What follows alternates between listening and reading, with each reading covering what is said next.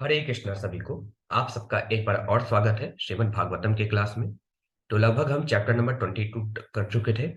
अब chapter number 23 start करना है, जहाँ पे हम देखेंगे महाराज पृथु का भगवत धाम गमन।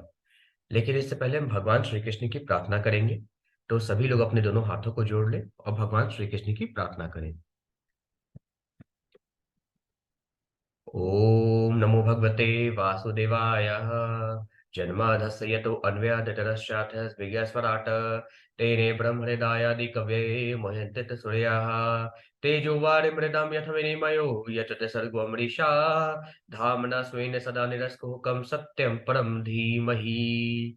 नारायणं नमस्कृत्य नरं चैव नरोत्तमं देवीं सरस्वतीं व्यासं ततो जयमुदीरयेत्। हरे कृष्णा कृष्णा कृष्णा हरे हरे, हरे रामा रामा रामा हरे हरे। हरे कृष्णा। अब चैप्टर नंबर 23 स्टार्ट करते हैं। महाराज पृथु का भगवत धाम गमन। अब यहाँ पे मैत्री मुनि कहते हैं, मैत्री उवाच दृष्ट्वात्मानं प्रवयस्मेकदा वैन्य आत्मवान् आत्मना वर्धिताशेष अश्वानुसर्गः प्रजापतिः जगतस्त अस्तुश्च अस्चापि वृत्तिदो धर्मभृतस्ततां निष्पादिते अश्वरादेशो यदर्थमिह जगीवान् आत्मजेष्वत्मजां नयस्य विरहाद्रुद तिमिव प्रज्ञासु विमनः सेवकः सवेकः सदारो अगात पौवनम। अब यहाँ पे मैत्री मुनि कहते हैं, महाराज मैत्री मुनि जो है विदुर जी से कहते हैं, अपने जीवन की अंतिम अवस्था में जब महाराज पृथु ने देखा कि मैं वृद्ध हो चला हूं, तो उस महापुरुष ने, जो संसार का राजा था, अपने द्वारा संचित सारे ऐश्वर्य को जड़ तथा जंगम जीवों में बांट दिया। उन्होंने प्रत्येक व्यक्ति के लिए धार्मिक नियमों के अनुसार आजीविका की व्यवस्था कर दी और भगवान के आदेशों का पालन करके उनकी पूर्ण सहमति से उन्होंने अपने पुत्रों को अपनी पुत्री स्वरूपा पृथ्वी को सौंप दिया। तब महाराज पृथु अपनी प्रजा को, जो राजा के वियोग के कारण विलख रही थी, त्याग कर तपस्या करने के लिए पत्नी सहित वन को अकेले चले गए। फिर आगे मैत्र मुनि कहते हैं, ततरा पयदा भय नियमो वैखानस सुसम्मते आरभ्य उग्र तपसी यथा सव विजयपुरा। अब मैत्र मुनि यहाँ पे कहते हैं, पारिवारिक जीवन से निवृत्त होकर महाराज पृथु ने वान प्रस्थ जीवन के नियमों का कड़ाई से पालन किया और वन में कठिन तपस्या की। वे इन कार्यों में उसी गंभीरता से जुट गए जिस तरह पहले वे शासन चलाने तथा हर एक पर विजय पाने के लिए जुट जाते थे। फिर आगे मैत्र मुनि कहते हैं, कंद मूल फलाहार शुष्क पर्णाशनः कवचिते अवभक्षम अवभक्षम कटिचित पक्षान वायु भज सतत सततः परम। मैत्र मुनि कहते हैं, तपोवन में महाराज पृथु कभी वृक्षों के तने तथा जड़ें खाते रहे, तो कभी फल तथा सूखी पत्तियां। कुछ हफ्ते तक उन्होंने केवल जल पिया। अंत में वे केवल वायु ग्रहण करके उसी से निर्वाह करने लगे। फिर आगे मैत्र मुनि कहते हैं, ग्रीष्मे ग्रीष्मे पंचतपा वीरो वर्षा श्वासार शाण मुनि आकंठे मगनः शिशिरे उदके स्थंडिल एषयः। मैत्र मुनि कहते हैं, वानप्रस्थ के नियमों तथा ऋषि मुनियों के पद चिन्हों का अनुसरण करते हुए पृथु महाराज ने ग्रीष्म ऋतु में पंचाग्नियों का सेवन किया। वर्षा ऋतु में वे वर्षा की झड़ी में बाहर ही रहे और जाड़े की ऋतु में गले तक जल के भीतर खड़े रहे। वे भूमि पर बिना बिस्तर के सोते रहे। फिर आगे मैत्र मुनि कहते हैं, तितिक्षुर्यत वागदांत उधर्वरीत जितानिलः आरिराधईषुः कृष्णमचर अतप उत्तमम। मैत्र मुनि कहते हैं, अपनी वाणी तथा इंद्रियों को वश में करने, वीर्य स्खलित न होने देने तथा अपने शरीर के भीतर प्राण वायु को वश में करने के लिए महाराज पृथु ने ये सारी कठिन तपस्याएं साधी। यह सब उन्होंने श्री कृष्ण को प्रसन्न करने के लिए किया। इसके अतिरिक्त उनका कोई अन्य प्रयोजन न था। फिर आगे मैत्र मुनि कहते हैं, तेन क्रमानुसिद्धेन ध्वस्तकर्म मलाशयः प्राणायामः सन्निरुद्ध अश असंग वर्ग अक्षिण्य बंधनः।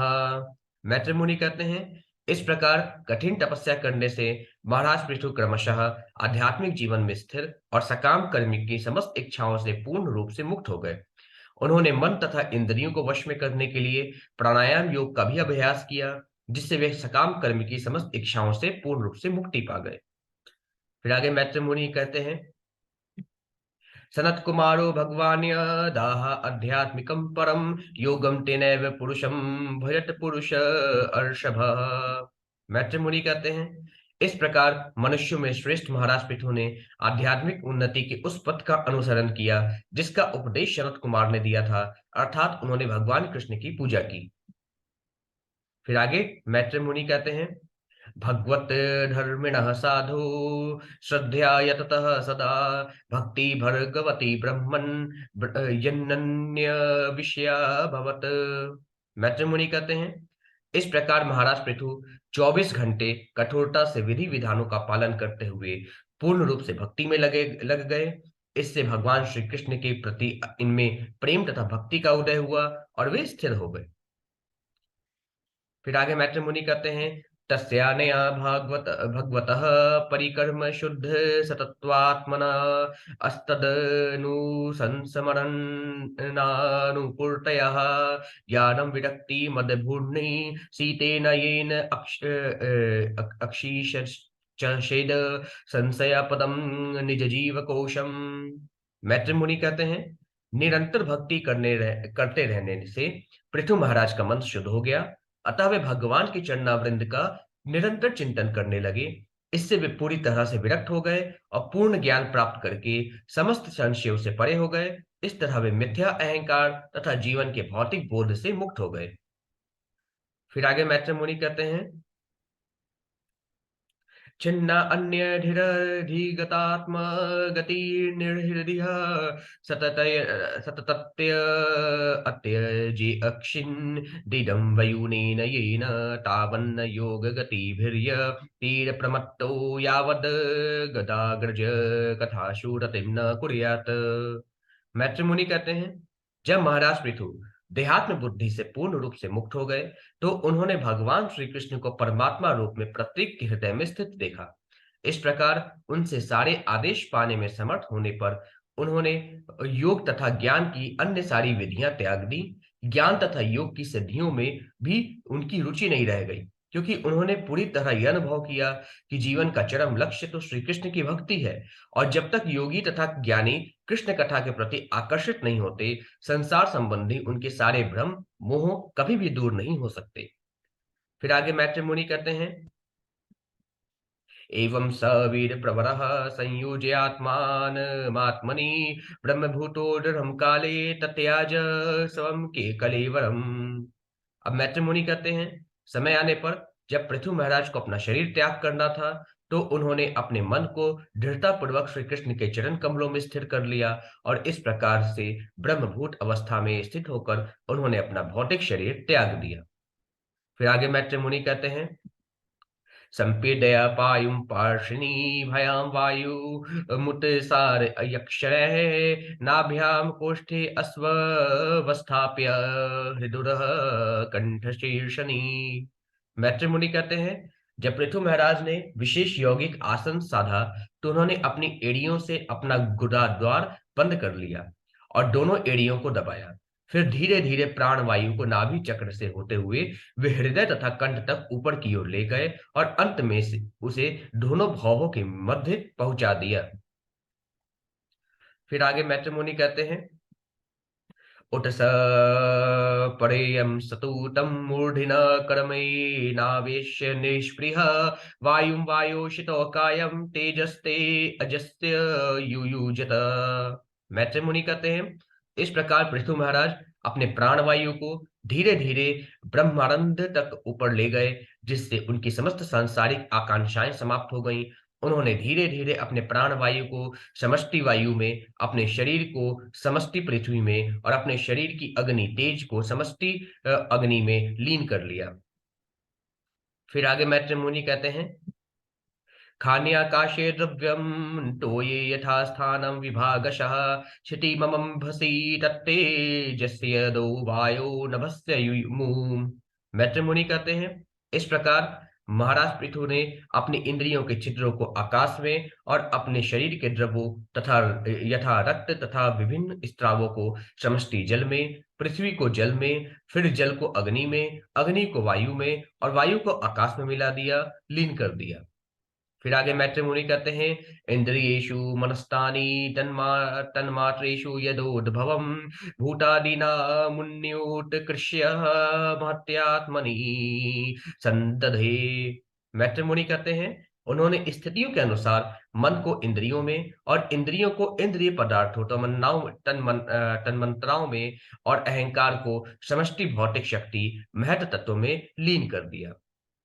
फिर आगे मैत्री मुनि कहते हैं, तं सर्वगुणविन्यासं जीवे मायामयी नयधार तं चाणुशयमात्म अस्थमसावनुशशि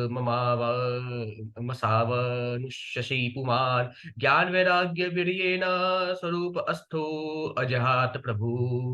अब मैत्र मुनि कहते हैं, तब पृथु महाराज ने जीवात्मा की संपूर्ण उपाधि माया के परम प्रभु नियंता को सौंप दी। ज्ञान तथा वैराग्य एवं भक्ति की आध्यात्मिक शक्ति के द्वारा वे जीवात्मा की उन समस्त उपाधियों से मुक्त हो गए जिनसे वे घिरे थे।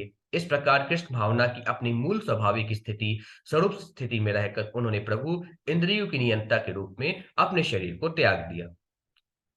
फिर आगे मैत्री मुनि कहते हैं, अर्चिना महाराज्ञै तत्पत्न्या युगता वनं सुकुमार्य तदहरहा च यत् पद्य भयाम स्पर्शनम भुवः। अब मैत्री मुनि कहते हैं, पृथु महाराज की पत्नी महारानी अर्ची अपने पति के साथ वन को गई थीं। महारानी होने के कारण उनका शरीर अत्यंत कोमल था। यद्यपि वे वन में रहने की योग्य न थीं, किंतु उन्होंने स्वेच्छा से अपने चरण कमलों से पृथ्वी का स्पर्श किया। फिर आगे मैत्री मुनि कहते हैं, अतीव भरतु व्रत धर्म निष्ठया शुश्रूषया चार्ष देह यात्रया नाविंदतार्ति परिकर्षितापीशा प्रेयस्कर स्पर्शे नमान निर्वृत ही। अब मैत्री मुनि कहते हैं, यद्यपि महारानी अर्ची ऐसे कष्ट को सहने की अभ्यस्त न थी, तो भी वन में रहने के अनुष्ठान आदि में उन्होंने ऋषियों की तरह अपने पति का साथ दिया। वे भूमि पर शयन करती थीं और केवल फल फूल और पत्तियां खाती। चूंकि वे इन कार्यों के लिए उपयुक्त न थीं, अतः वे अत्यंत दुर्बल हो गईं। फिर भी अपने पति की सेवा करने से उन्हें जो आनंद प्राप्त होता था, उसके कारण उन्हें किसी कष्ट का अनुभव नहीं होता था। फिर आगे मैत्री मुनि क्या करते हैं वो हम कल देखेंगे। आज के लिए बस इतना ही। सभी को हरे कृष्णा।